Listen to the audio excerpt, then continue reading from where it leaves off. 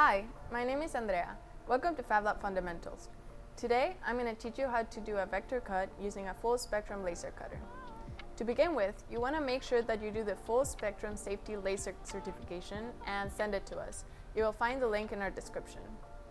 You also want to make sure that the material that you're using is either plexiglass, acrylic, or wood. Now, we're going to go to the computer and open Inkscape.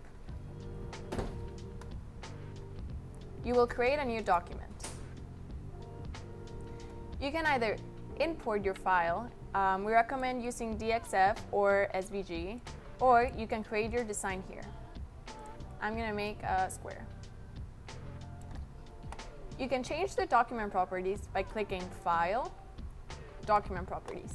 You can custom the size and scale.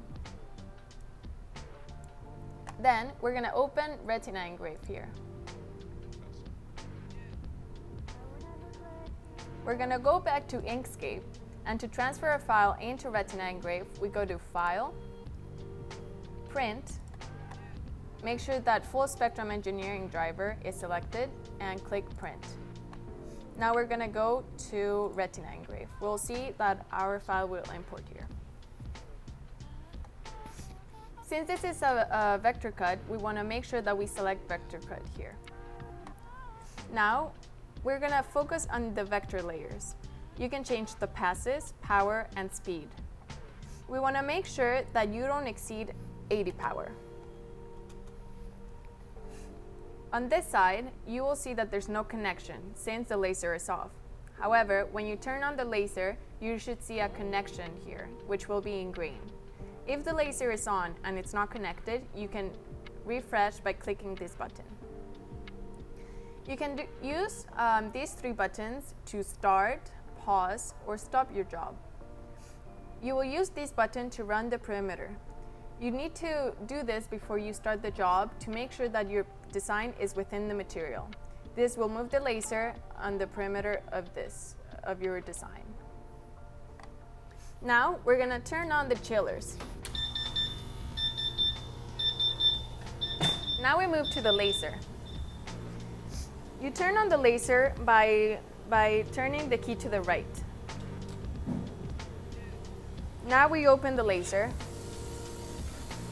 and put our material in the laser.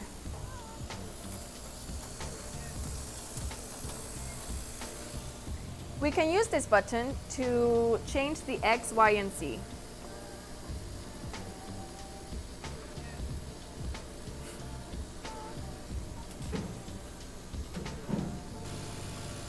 To move the XYZ, we want to press this button.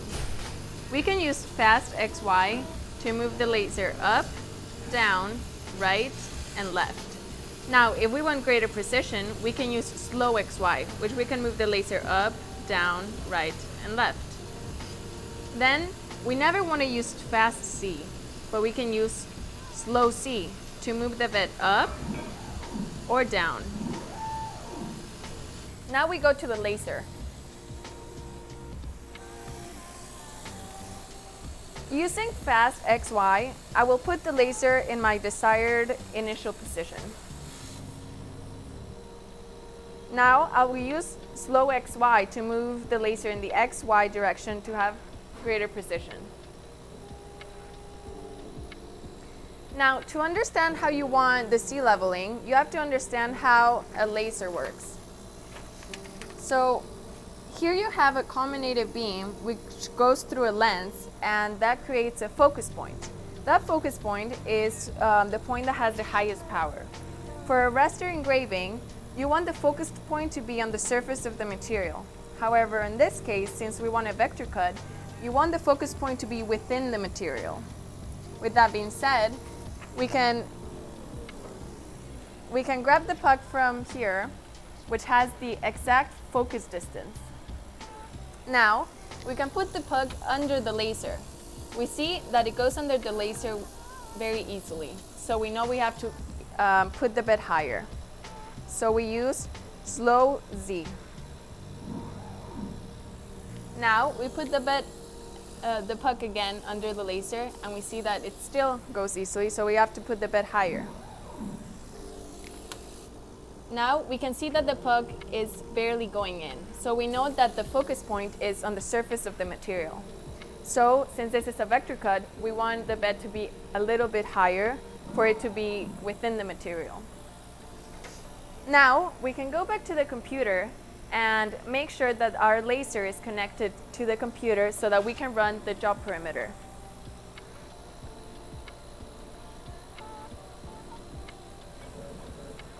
We can see that the perimeter is within the material, so with that we can close our laser and you're ready to start your job. Now we can come back to the computer and make sure that the laser is connected. Then you can run the perimeter by clicking this button, and to start the job you can click the start button over here.